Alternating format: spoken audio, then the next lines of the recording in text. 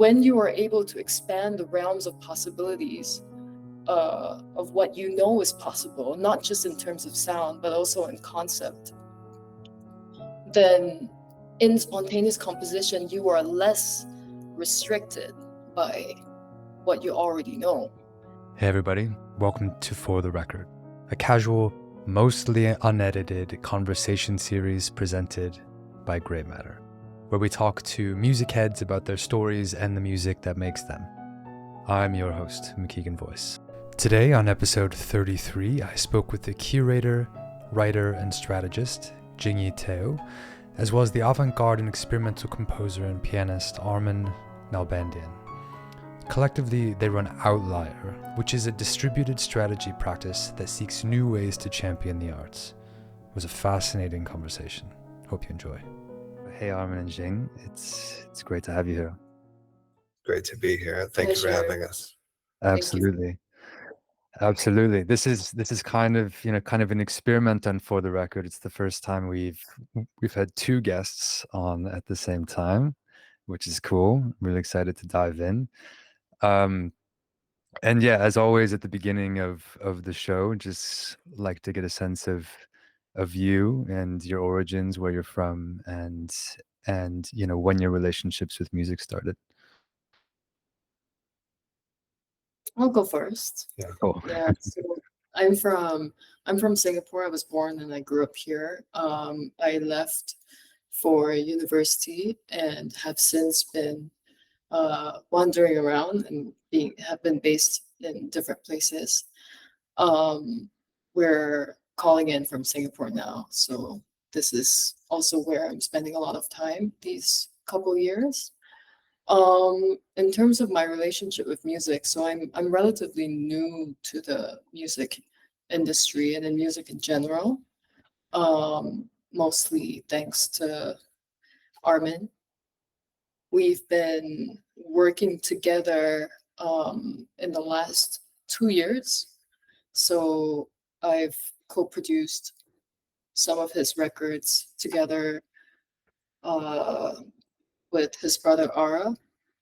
And I would say my involvement in music with regards to this specific collaboration, at the beginning, it was kind of a pivot from my work as a curator and a writer.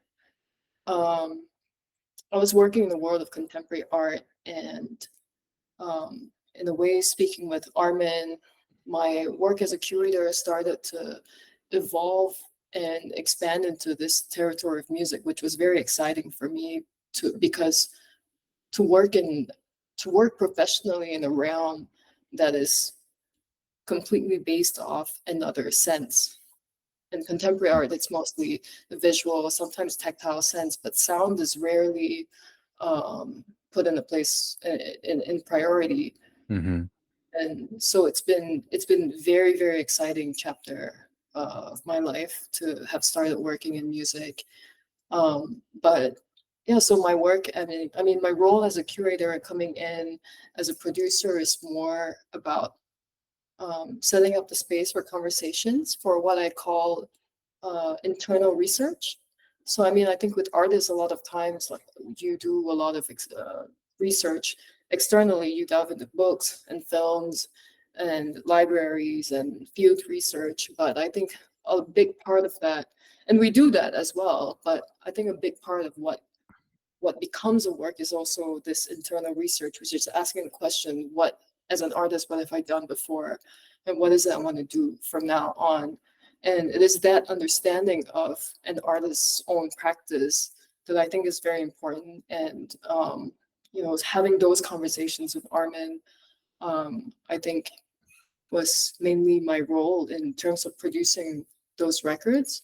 But I think following that, we also started to discover that within this realm of spontaneous composition, which I'll leave him to speak a lot more later, there is a lot. It is a whole gold mine of theories and really exciting, just really exciting as a creative practice that is largely that has largely been neglected and underdocumented.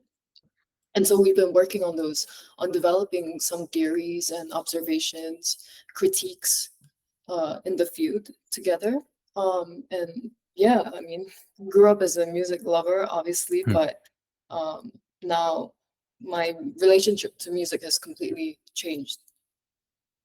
Cool. I'm from I was born in Manchester, England, but spent very little time there as a child, and relocated, with my family to Los Angeles, the San Fernando Valley, and I grew up there, and have mostly lived throughout California, but especially Los Angeles through the vast majority of my adult life. My first early experiences with music come from my parents. My mother is an opera singer, Oh, cool. and as is my aunt as well. And the music that I heard her play throughout the house was all these Italian operas and Verdi and Puccini and things like that. So that was very present in my ear. And my father was a huge admirer and lover of Frank Sinatra and Tony Bennett and a lot of those incredible crooners from that era. And so that was something else that I had heard a lot coming up. Growing up in the 80s, though, that's not the thing that you hear in school or among your friends. And so there's all this music happening in the 80s. And then I think when I was 12 years old, I heard Thelonious Monk for the first time, and that my mind opened, and I knew that I was going to play the piano and be a musician in some respect and be part of that world. And then have spent the last few decades discovering how that unfolds. Cool. Thank you both.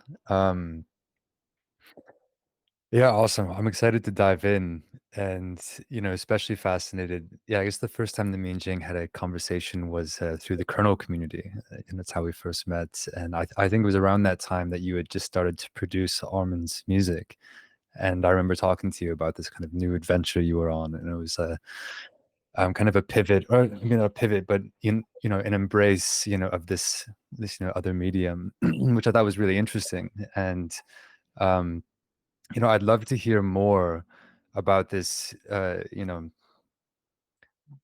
production mechanism and this approach, to like internal research. Yeah, and then a little bit about like what first brought you two together as well. Would you like to tell the story? There are many different versions of this story, but for the sake of this conversation, I was asked to help advise a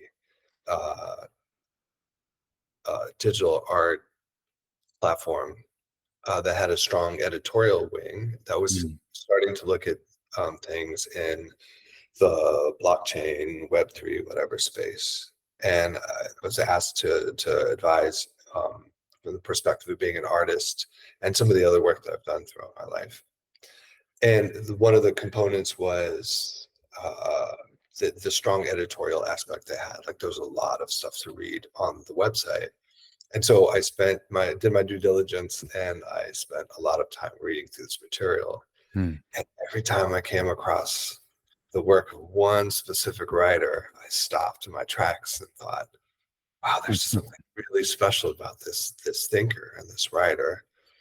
And and just based on that alone, I agreed to participate in this company, and was very eager to meet Jing. And so I ended up reaching out and asking to meet her, and spent some time talking about her work. And over the course of several conversations, this is a little bit over 2 years ago, we found so many beautiful synergies amongst the work that we'd done, obviously independent of one another, and how we were deeply curious about the work that each of us had done. I think the world of Jing as a writer and as a curator, but as a thinker, Hmm. First and foremost, like the way that she's able to look at a bunch of disparate ideas and draw lines. And so I knew that she was working with a lot of different artists, and our conversations, among the many things we spoke about, naturally drifted into where does the work that I do fit in with the broader art world, and especially in terms of spontaneous composition, which was a lot of what the most recent recordings up until the time that we'd met were all spontaneously composed, maybe like the last, I would say 4 or 5 of them. And at that point, it was like 20 records deep.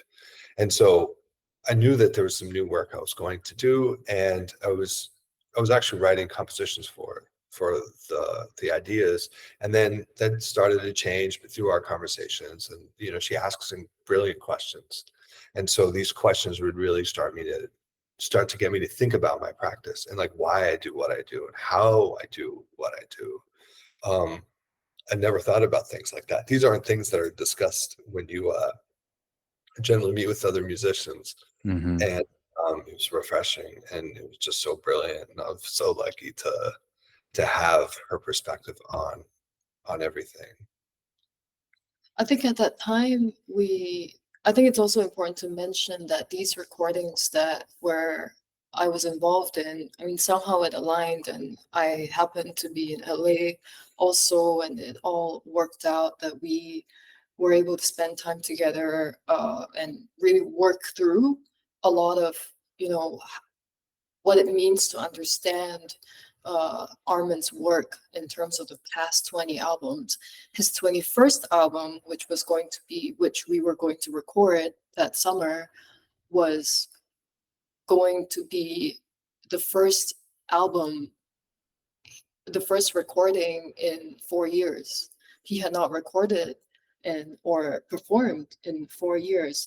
Is that right? I mean, yeah, absolutely. It had been about 4 years. I mean, clearly some of it impacted by that time period, which impacted all of our lives. Mm-hmm. And it was also interesting to consider and really just sit down or take long walks and long drives and talk about what those 4 years had done to his practice. What did he do during those 4 years where he wasn't recording or performing or so-called producing music? And it was interesting because what happened in those recordings were completely different worlds apart from between the 20th and the 21st, worlds apart in terms of the music that was created.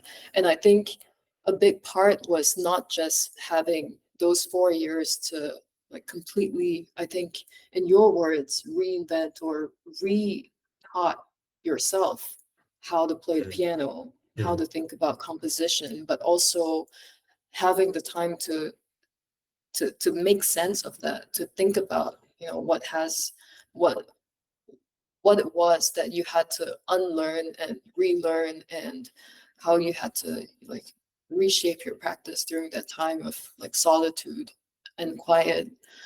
And I think that's really important for artists, and it's not just whether an artist is in the emerging stage or mid-career stage or so-called established stage. Like there is a lot of work that goes behind what we see as the finished product. So in music, it's a record or performance, and in contemporary art or visual arts, it's an exhibition or a booth at an art fair or an installation in public space.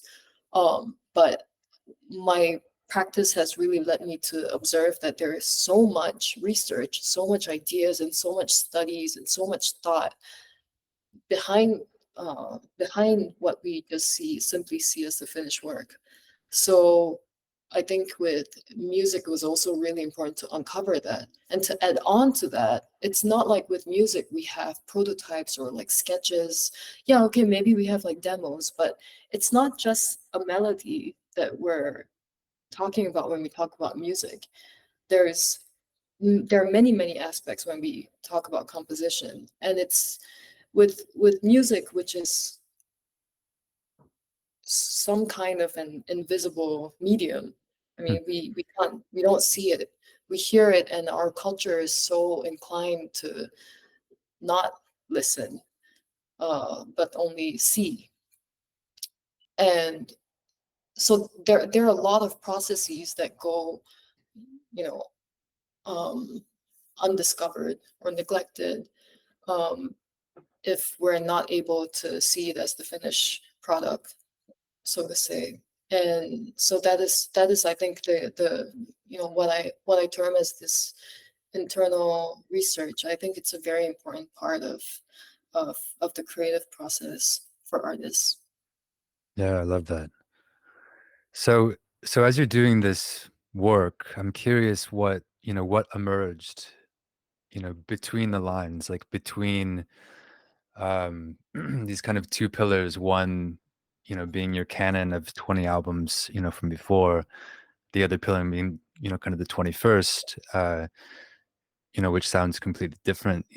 When you're thinking about, bringing this element of internal research to that practice, I wonder if you could, define what you mean by spontaneous composition exactly, and then if you could talk about like any precepts or forms that have emerged in doing this work. Is there a framework? Is there a template that has emerged that other artists could potentially use? Definitely. Well, in speaking first of what changed between that like marking in time.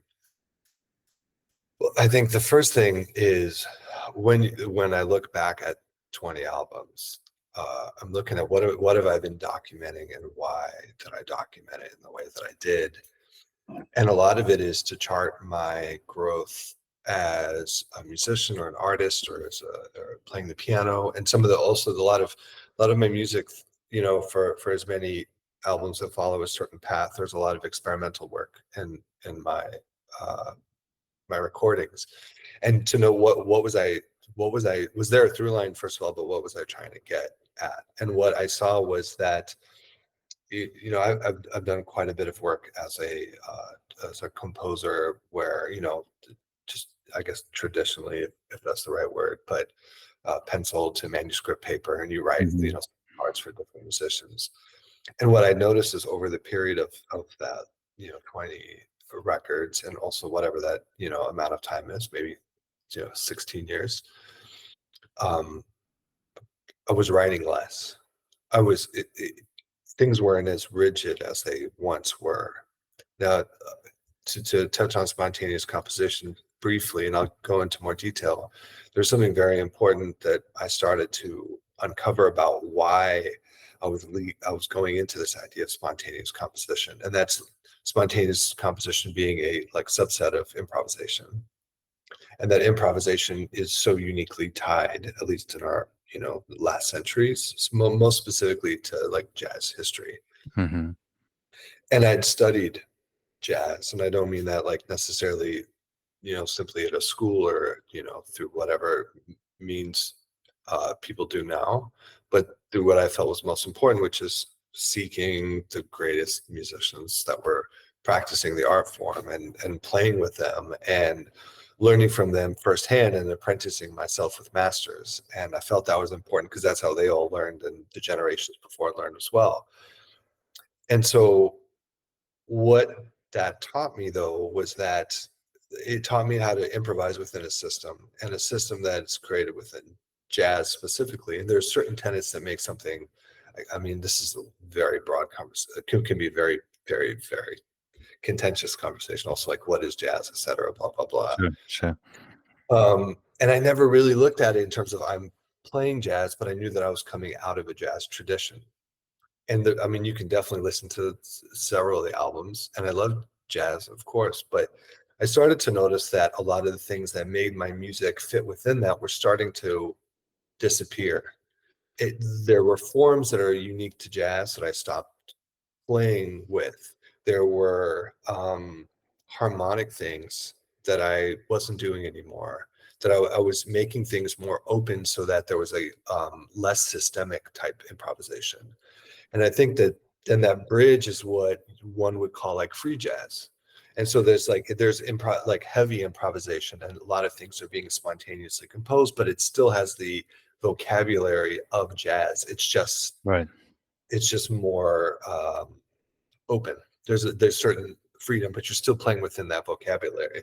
Like, famously someone like Barnett Coleman or John Coltrane, like you still hear like,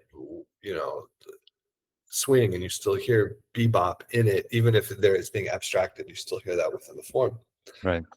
And what I started noticing is that in my playing, it stopped completely relying on these devices. It became less systemic.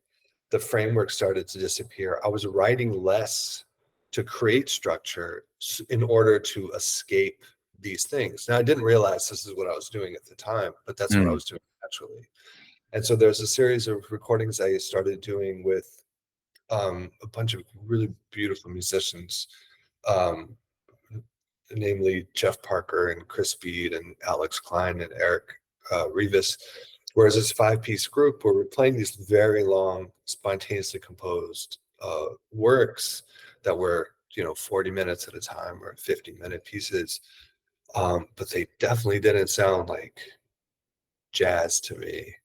So I started asking myself, like, okay, so at what point do I consider myself a jazz musician? And is that an appropriate term? Like, am I trying to fit within a historic context of what this music was? Like, there's a construct that was created. This word was created to describe a certain thing that was occurring in New Orleans over 100 years ago. Does that apply to what I do? Does that, am I just creating a fake narrative that I'm a jazz musician because there's some cachet with that, or I love the history, or I learned from these musicians, if I'm not playing something that is this music? And that's a hard thing to come to terms with. It was a very difficult thing because I love this art form. I learned from these masters. I've worked my whole life to be able to play this extremely difficult music, and had realized at a certain point that's not really what I do. I don't like gigging every night, playing standards and playing over blues forms and all these things. Like, that's just not what I do. I've learned to do it over decades, and it's just not what my art form is. So in working with the musicians that I did on the recordings that Jing and I created over the summer of in August 2022, there's 2 sets of recordings. One was with a drummer named Dave King and a reed player, clarinetist, saxophone player named Chris Speed, who are tied, to the broader jazz tradition, and they're in a band that's rather well known called the Bad Plus. And with that group, it was kind of removing them from some of the context that they're associated with. A lot of what I love about their music isn't specifically within that band. It's the music they make as leaders. I mean, the first time I heard Chris play was 20 years ago with John Zorn, and I wanted to work with him 20 years ago. And so we started working with each other. It was cool to hear his sound and mine. And Dave and I had been speaking for a few years about working together as well. Dave and Chris worked together in a lot of different contexts, and I felt it'd be really cool to kind of take them out of the entirety of what they do, and create a different environment, perhaps, where we could work together and create something new, and not play within song structures, but freely improvise without any conversation about what we would do. And then in a similar but slightly unrelated way, I've been speaking with the drummer Chris Corsano, who I love very much as a musician and as a person. For 18 years, we'd been trading emails about recording together. And so 18 years later, it just so happened to be that last week, a few days after the session with Dave and Chris Speed, and Jing was still in Los Angeles. And so we were able to get this very long incubation of an idea to the surface, and record a series of duets, which have been split into 3 different recordings. The second of which, we released the first one in December, the second of which comes out tomorrow, actually. Cool. And Yeah. And so there was that. And so when I listened to those records and we were putting them together to actually be projects, what I was hearing was a complete difference in how I was playing. And I wasn't hearing the typical where I would necessarily go. I felt like there was a by not being I don't want to use the word trapped because it's not necessarily that emotion, but it's without being confined by a system that I needed to participate in, or I needed to play a certain way in order to exist within, that allowed me to start composing spontaneously in a different way. And I think one thing to answer your last question about spontaneous composition, and I mean, we have so much material on this because of the project we were working on, we were talking about it, but it's composing without any predetermined framework or structure. Hmm. And I mean, what we're doing is that you have, whether it's one musician or several, we're creating music where there is no opportunity to determine anything beforehand, but as you're creating the music, difference with it like existing in like a jazz tradition or something like that, or like a purely one, it's like you're playing over a song structure more often than not, and you're improvising within some type of a construct, system, framework. In spontaneously composing and taking it out of any type of genre thing, now anything can happen at any moment, and the only thing that determines what happens next is the sound of that specific moment that occurs. And so you're constantly playing something without the foresight of what's going to happen. Mm-hmm. At the time you're not reacting, which I think is something that we speak about quite a bit, and is that it's not where one of the musicians play something and then I react to it, because first of all, it sounds really like terrible when you have that kind of a thing. It just sounds like some like really remedial call and response, but it's that you're just playing something at the same exact time, and that these senses of time, senses of harmony are aligning in really beautiful, magical ways that can only exist if we spontaneously compose.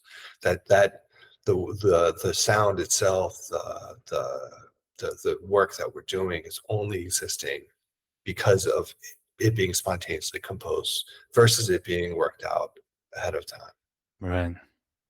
Right.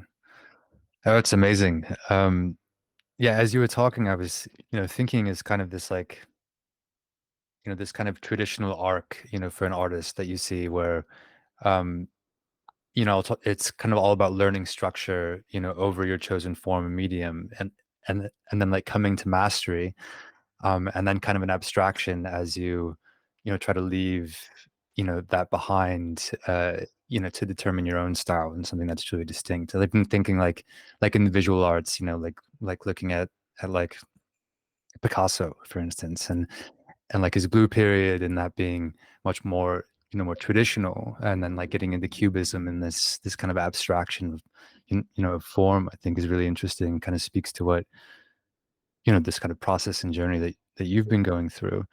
But you kind of have to have that, that level of mastery in order to engage in something like spontaneous composition, because like you have to, have a lot of trust in your instrument. You're like basically having a conversation, in real time, where this thing is, very, very emergent, um, which is really cool. And I'd love to hear more about like kind of how you two are thinking about, spontaneous composition. I know, like, I'd love to to get into Outlyr, talk about the avant-garde ethos, which is something that I've talked about like 8,000 times, since I came across it.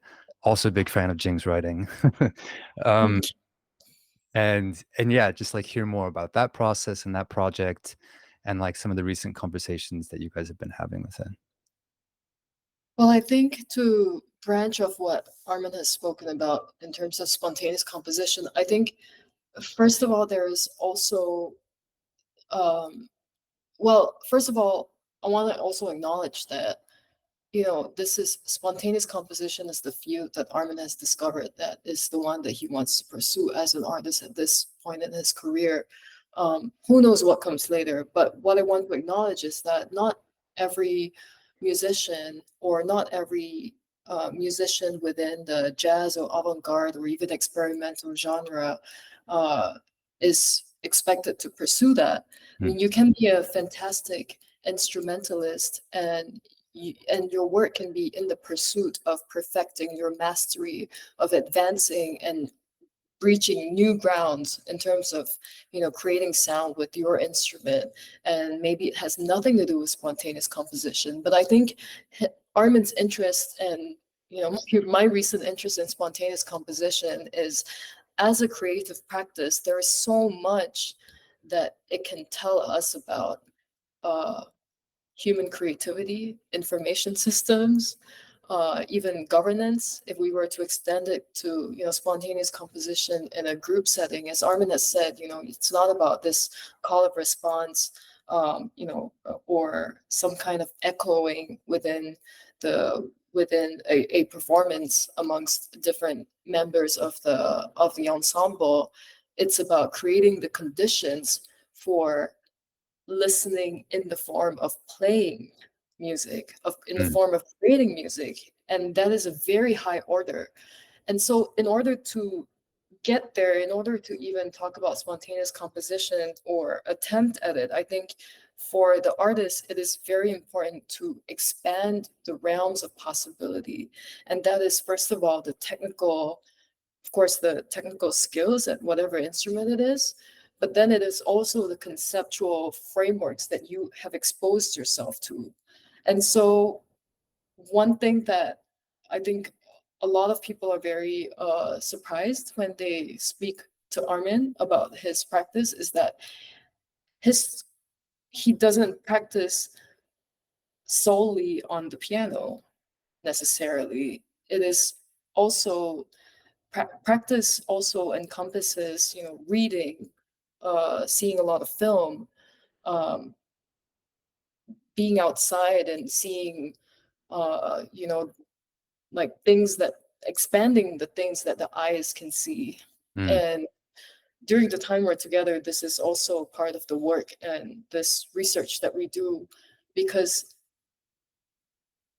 when you are able to expand the realms of possibilities, of what is possible, not just in terms of sound, but also in concept, then in spontaneous composition, you are less restricted by what you already know, because spontaneous composition is also based off a lot on memory, and that includes your subconscious, your recollection of experiences. But one thing that is also interesting that we also developed in this recent presentation was that spontaneous composition was also based off a lot on forgetting, because in order for a memory to function, one also has to forget. This applies to humans, it applies to machines. And I think that part about forgetting is what also makes spontaneous composition what it is. And it allows for something to be composed only through spontaneous composition, and that couldn't have been otherwise composed, in pre-written forms. And I'll let you explain more about that. Yeah, I think it should be noted also, it's a very difficult thing also when you comment on the technical aspect of it. So generally, even though I've made albums and have worked outside of the piano or the Fender Rhodes or like a traditional key instrument, I've done things with like computers and electroacoustic music. Generally, I'm sitting in front of a piano or occasionally a Fender Rhodes. With the piano, it's extremely difficult in that there's a lot of history associated with this instrument. And like you have everything from Bach and Brahms and Beethoven, etc., to Cecil Taylor, and you have John Cage, and you have all this incredible music. And regardless, like you're dealing, with what Jing said, when you're even dealing with memory when I'm playing something, there's a memory of all the piano music I've ever heard in my life, and what do I know is possible on this instrument, and what don't I know also? What am I discovering as I'm playing it? And what are those reference points, and what's coming out of those reference points? Then there's the technical ability to play what I happen to hear as the next logical moment in the composition, and being able to, well, I might be able to hear like, oh, it would be really cool if such and such thing happens, but then there's the ability to execute such and such a thing, which comes with it. And your fingers, when you practice for so long, within a system, within a tradition, etc., your fingers start to do things very naturally. Like there's a certain thing you go to because you're capturing the sound that you feel sounds best, and we all have a different understanding of what feels best to us in terms of sound. So as a musician, you kind of gravitate towards, trying to as most perfectly as possible express that. It gets very challenging to do that with an instrument that also is so fixed, and I think that when we did the presentation in Tokyo, the You Are the Clock presentation, I played on the Rhodes, and I can manipulate sound a lot easier on that instrument than I can on the piano. And with the piano, I mean, there are extended techniques. There's a lot of prepared piano, and I've done quite a bit throughout my life. But I also find myself wanting to see like, well, okay, what comes after? Like, where am I trapped? Like, where am I limited with even the sound of this instrument? And I think that goes to the avant-garde ethos that you're talking about. There's I was reading some stuff, and in my studies, really trying to differentiate between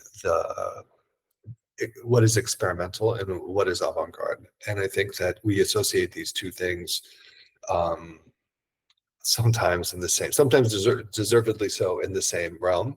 And but I think with experimental, there's experimental in terms of, I'm going to perform something live and I'm going to experiment until whatever. Right. And then there's the like experimental music, truly what tradition it comes out of in 21st century music, of where the composer is experimenting on their own, not in a performance setting, to find new methods of composing music, and that becomes the experimental music. Then the avant-garde is I mean, this probably almost as difficult to define as a term like jazz, but it's, I think what we've determined, at least as it applies to us, is the method in which you work on your art, and what that method allows you, and how much you're tied to a tradition or not. And I was thinking about this actually earlier today in terms of certain composers that we talk about, that are like the pinnacle of the avant-garde, even in 21st century classical music, people like Stockhausen. And yeah, they're truly avant-garde, and there's no doubt. But they're avant-garde still within the tradition of European classical music. Right. So there's a tradition of European classical music, and then they're avant-garde within that, versus avant-garde outside of it. Like, they're going so far out that it no longer adheres to the system. So like someone like Roland Kane, or someone who like then completely obliterates what that is and starts to work with sounds that don't exist within that, and structures that don't exist within that. And that's something that I've been thinking a lot about as well. It's like, even though a structure is being created once I'm improvising with other musicians, how much of that is a structure that is also coming from something that not only this existed before, but then connects to this traditional, something that has a traditional root to it.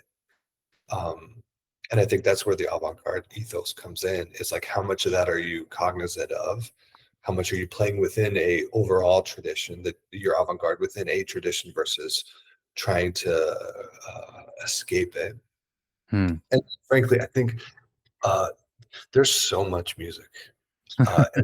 Like, there's a tremendous amount of music. And as someone who spends as much time as I possibly can listening to music, I just discover more. And the things that, what it does, which is really beautiful, is that a lot of assumptions I've made get obliterated almost on a daily basis, because I discover something that makes me think about music in another way. And then you think, oh, I didn't realize this was occurring. And so one might, use these terms as like, I'm avant-garde or experimental, and all these things. And then you get a deeper understanding through your studies, and it challenges your own understanding of your music. There's avant-garde creating music, and then there's also avant-garde listening, because as Totally. as a listener, you also have to be cognizant of where this music is in the lineage of all music, and be sensitive enough to, I think, distinguish or to discern when this specific artist is doing something different. And I think,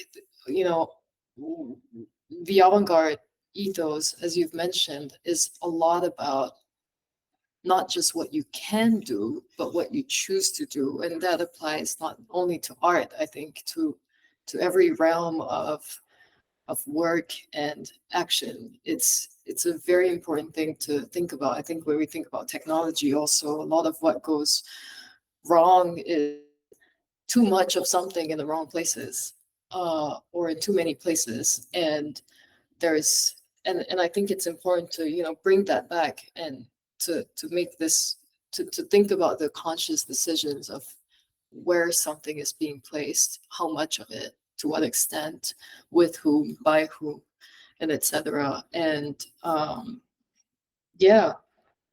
Yeah. So much. Yeah, there's a lot. There's a lot there. I was thinking of, Pauline Oliveras has this little book on quantum listening, that I was thinking about when, we're chatting about that avant-garde listening and expanding kind of our approach to how we listen to things and understand. And then also like this kind of, concurrent process to unlearn, everything. But of course, even in these acts of spontaneous composition, like you're still informed by all of them, even if it's not like you activating this memory. It's still like, I guess, turning yourself into a vessel through which like pure you is coming out, whatever that means, It is very difficult to find pure you. I think as an artist, particularly an artist with, prolific career, it's also, it takes a lot of effort and work to discover what you have as what you would play as muscle memory, as opposed to something. I mean, when we talk about something that is, when we talk about the avant-garde as like the choice of playing a note of a specific timing that you choose to play. And this also has to do with, breaking out not just of the frameworks of a genre, but also of your own, like, muscle memory, for the lack of a better term, or your own, tendencies, and to be aware of those tendencies. These are all very important things. And I think the other thing that I want to mention is also a recent realization. It's maybe a little bit more of an art critique point of view, but recently we were in Tokyo, and we saw we saw a fair amount of performances, and one of them was this ensemble, and they were great musicians. There was one in particular was using a traditional instrument and making, she was making it, squeal and moan and groan and all kinds of, sounds that wouldn't normally have been played from that instrument. And I think, this method of taking like a traditional instrument and making it make all sorts of different sounds is a method that has been employed. Now the question is, at what point is that method still avant-garde, or even experimental? And I think the body of theories that we've developed have led us to, come to this conclusion that with an instrument, there is a finite range of sound that can arise from it. whether you are playing it as it is designed to be played, or whether you treat it as an instrument and you do all kinds of things, and you knock and you you tear it apart and then you clank it against itself. But there is a finite range of sound that can come from it. Right. But the question is, where do you find infinite possibilities within that finite range of sound? And I think sometimes when as an artist, if you're employing a method that, even if it means expanding the range of sounds that can come out from an instrument, at some point you are also confining yourself to a smaller and even more finite range of possibilities. And so when we speak of the avant-garde, it's really about, we go back to the approach, and not just what you see in the performance, or not just what you see and or no, what you hear in this as a sound that comes from it. It's the approach that in which the artist chooses to do what they do. I should add also that I think you said something really important, and that is, it's to unlearn and to be able to essentially perform as the real you or whatever. I think there's a difficulty in that sometimes, if you're doing that after years of practice, whatever, is that you've created a musical identity for yourself. I think in the case of the musician that Jing refers to, it's like, even to say that I'm an experimental musician or an avant-garde musician, you associate an identity to that, and then what you're doing is that you are, I think in the worst case, is you're expressing this identity, which you've automatically, in the case of spontaneous composition, you've undone what your actual work is to spontaneously compose. Now all you're doing is expressing identity, and that is art at its worst. Yeah, I guess there's a lot of important cultural contexts and important like individual contexts that come into play. It's also like how much other people know about you when you come into this moment of spontaneous composition. As well, I was thinking about Alvin Lucier. Yeah, thinking about Alvin Lucier. I interviewed him a few years ago, and he has a stutter, and that really resonated with me and became an important moment because I grew up with a stutter as well, and it's still with me. And this thing kind of manifested as like part of him. His famous piece, he's sitting in a room, and was like a physical manifestation of his speech, of his voice. And I don't know, that came to mind as kind of fitting into this context of this is a very very personal quality that is emergent through his own personal avant-garde approach, to music making. He's a remarkable artist. I would love to listen to that interview. Yeah, it wasn't recorded. It was just for a piece that I wrote. The piece exists. I'm happy to share that. Great, please. I probably have the audio somewhere. I should go back and listen to it. Cool.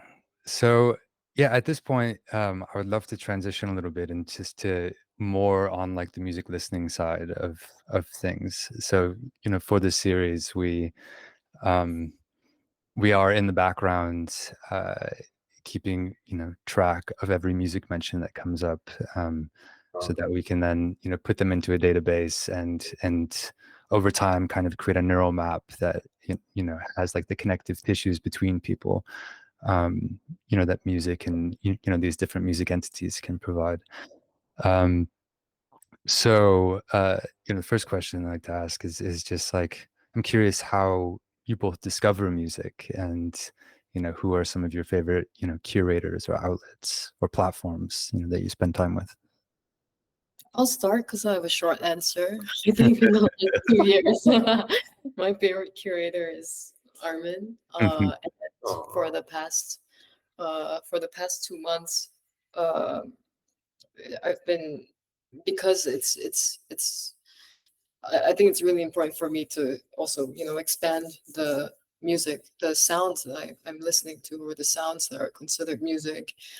And so I've been completely open to anything that Armen recommends. And so, Yeah. So I discover music. I read a lot. I read a tremendous amount about music, and I'm one of those people that when a composer, or musician, or performer is mentioned, I read about that musician. So I mean, it's nothing that's necessarily groundbreaking or unique. But if I'm reading an interview with a musician I love, and they mention an album, or they mentioned a composer that I'm not familiar with, then my homework is to listen to that composer. And the more they mention composers and musicians, the more food there is to enjoy. And then of course, then upon discovering that composer, then you read about that composer and you try to find. I like learning through the musicians themselves. So that's my favorite method, is that I like to know the musicians that musicians listen to, the ones that I'm fascinated with, and I go down these rabbit holes that take me all over the place, which is just such a joy. Yeah. I think of these musicians, maybe just to name a few, Tom York has an incredible curation of musicians and artists that he's I that are on his radar. think And then, NTS Radio also does a good job of having really great artists creating their monthly or weekly show. A favorite musician of mine, Jim O'Rourke, has a monthly show where he plays some amazing music. I'm always discovering something new. Yeah, I think that's the method. Like now we do have, I forget, because I didn't grow up with just technology of discovering that you can go to these websites and you have artists that have compiled playlists. It's not even so much that I'm reading the interviews. I forget that there is a thing where you can see a playlist that like Ryuichi Sakamoto put together. Yeah. And that's a really cool thing. Yeah. we also do a fair bit of internet snooping, like the Bandcamp profiles of artists as listeners, and then the albums or that they have collected themselves, and then we also see like great lists there. Yeah. I feel like the best, discovery experiences on the internet are the ones that enable you to kind of go down these rabbit holes where you just keep clicking on, listening, click, listen, click, through this myriad network of connected folks. Cool. Okay, next question for you. If you can remember, what is the first album that you ever purchased, and what is the most recent? Oh,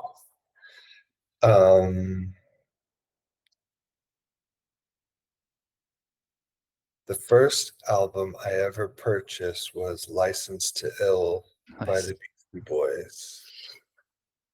Which I should say, what was a really cool full circle moment was because that's the infamous album cover with the airplane that's crashing to the side of it. And the great artist, Steve Byram, did that album cover.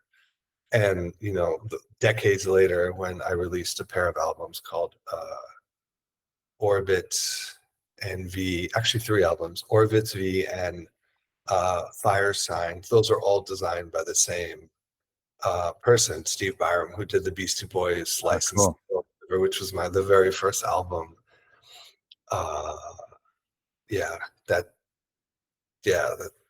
That's what comes to mind. Most recent,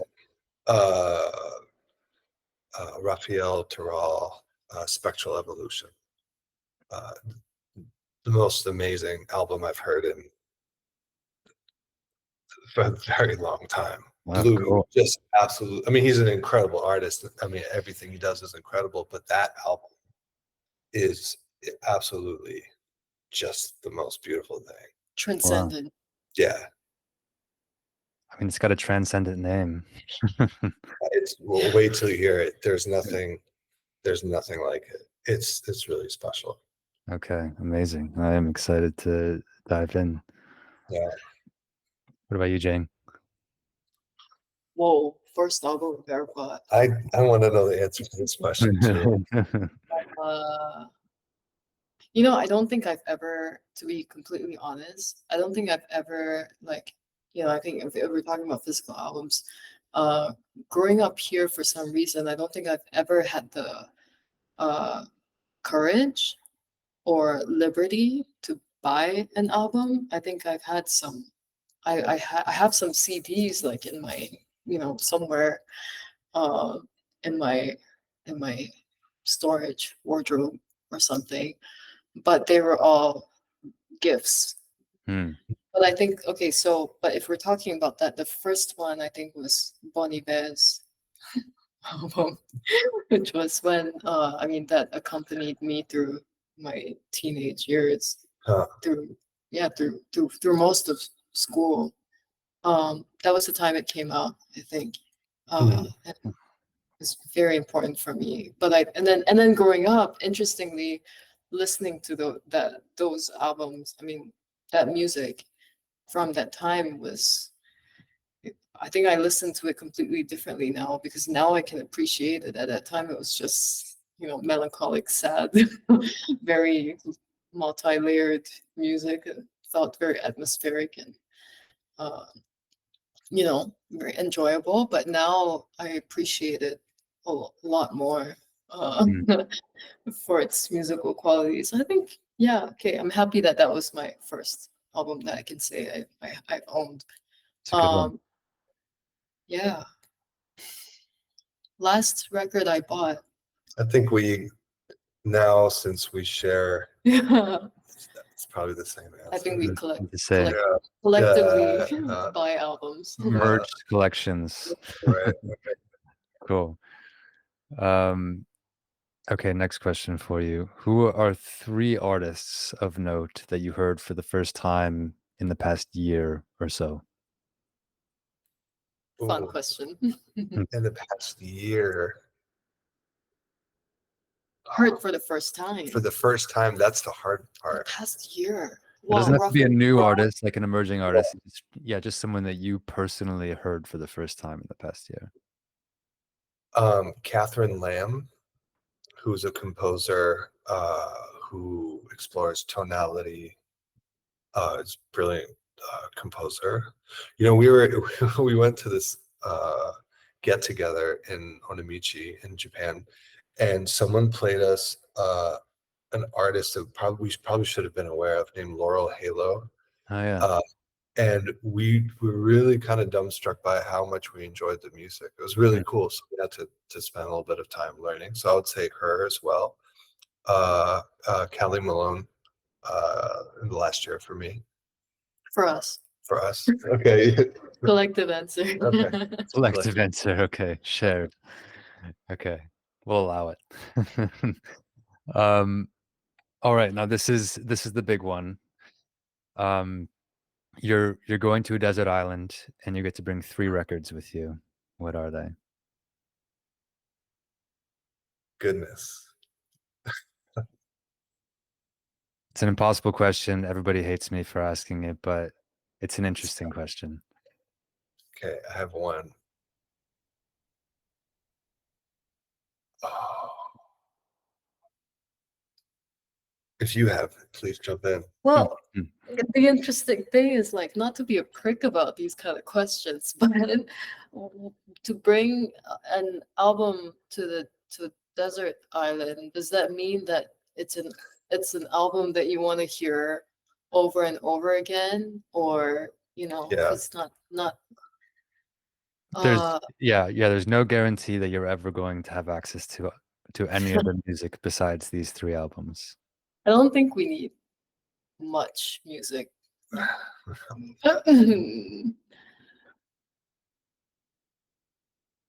uh,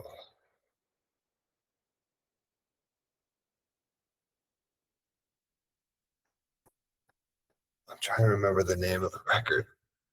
Can I consult my phone? You can, It's you can, you like can consult. here. Yes. Oh,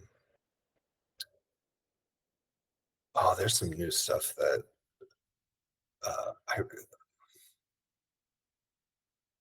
there's something I was listening to today that I just want to keep listening to over and over again. But that answer would change. Yeah, there's definitely a recency bias to this question as well. There is, because there's some things. Okay, Shutting Down Here, Jim O'Rourke album, which is on Portraits GRM. I think is an amazing album, and I've listened to it several times, but I want to listen to it several more times. I would say Raphael Taral's Spectral Evolution. I would gladly listen to for Infinity.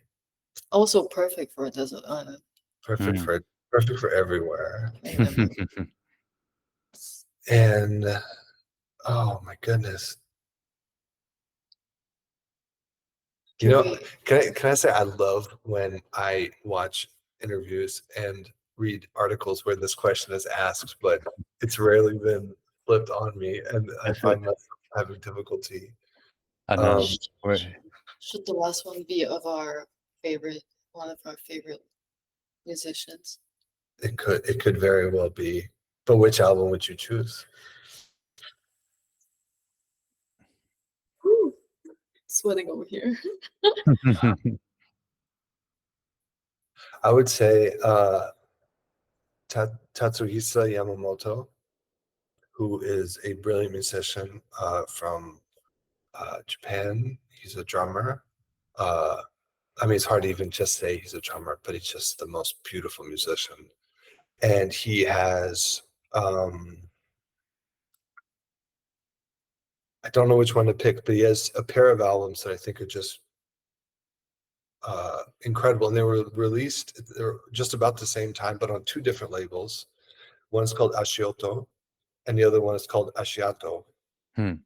And they're both so beautiful. And I suppose you would consider them companion pieces. And I think that was Tatsu's intention, but I would say that they stand on their own. I don't know which one I prefer. If they're if they're companion records, you can then say. Yeah, I would say Ashioto / Yeah. Ashiato. Yeah.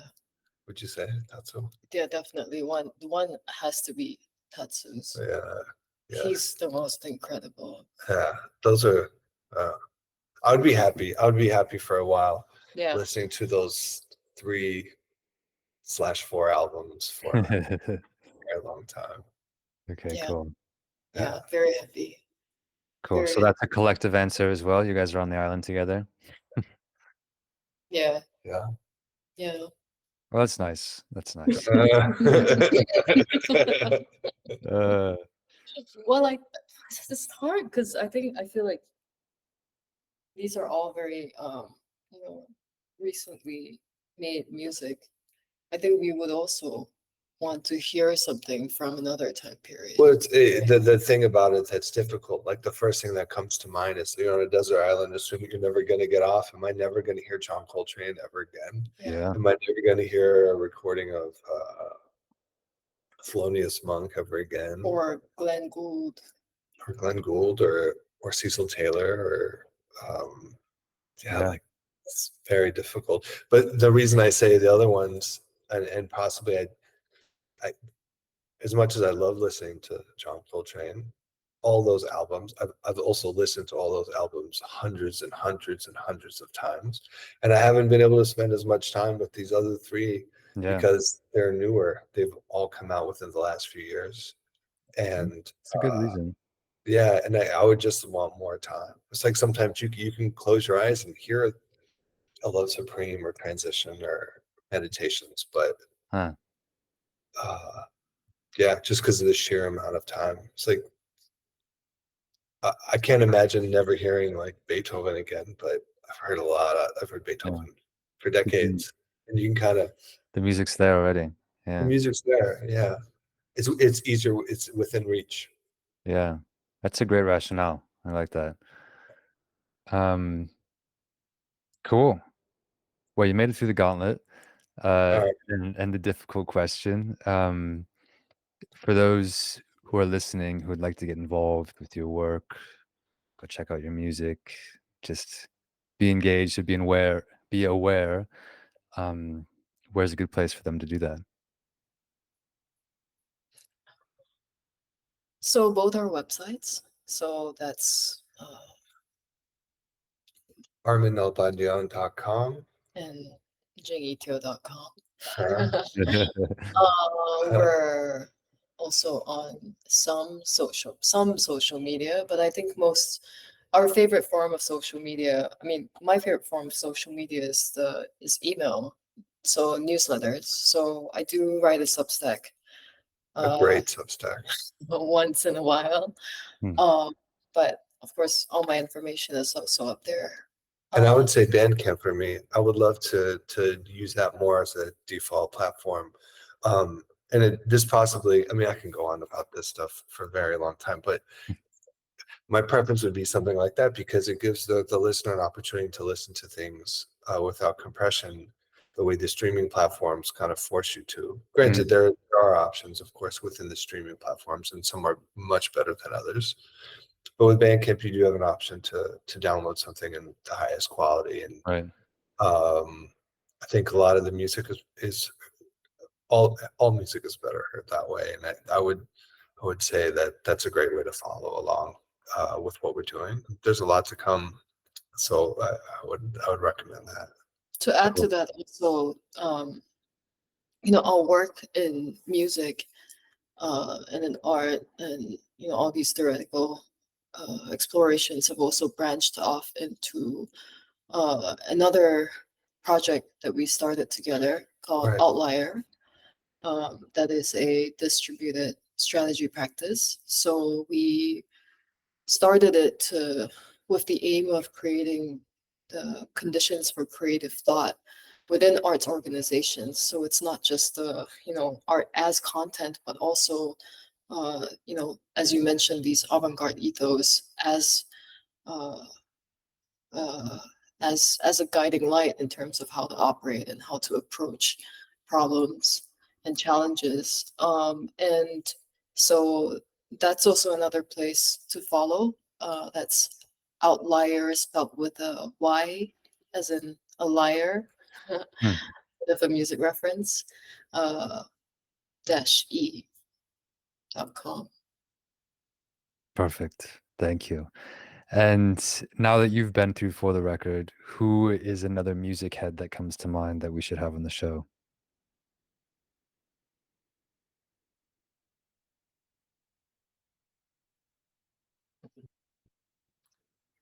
Chris Corsano. I would love to hear Chris answer these questions, and he has definitely spent his time listening. As a musician and as a listener, and just in our conversations together, it's really fun talking about music with him. And I'm sure he'd be a great conversation to have. He's a great person also. Great guy. Yeah. Cool. All great things. I love all those things. Love to check. Cool. Armen, Jing, this has been really awesome. Thank you so much for being here. I also know it's late where you are, so I appreciate you making time for this. Really enjoyed the conversation. I wish we could go on for another few hours, honestly. We could. We could. Yeah, for sure. Thank you for having us. Yeah, thank you very much. Absolutely. Absolutely. Wishing you both well. And yeah, let's be in touch on all of these things. I love the Outlyr project. Yeah, and I love the music as well, and the writing, of course. And would love to stay attuned to it all. Very well. Thank you so much. Yeah, thank you for having us. Yep, absolutely. Take care, both. Thank you. You too. Bye. Bye. Thanks, everyone, for being here. That's a wrap on another episode of For the Record, a conversation series with all manner of music heads about their stories and the music that makes them. It's a production of Grey Matter and a new Crate Coalition experiment in building connective listening graphs. We stamp every music mention you heard here, from musicians to venue owners, to journalists, to tech builders, to DJs. And in the background, we're mapping these names to form those yet unseen connective threads between people. Want to get involved? You can check out our website at greymatter.fm or come hang out in the Crate Coalition Discord. See you next time.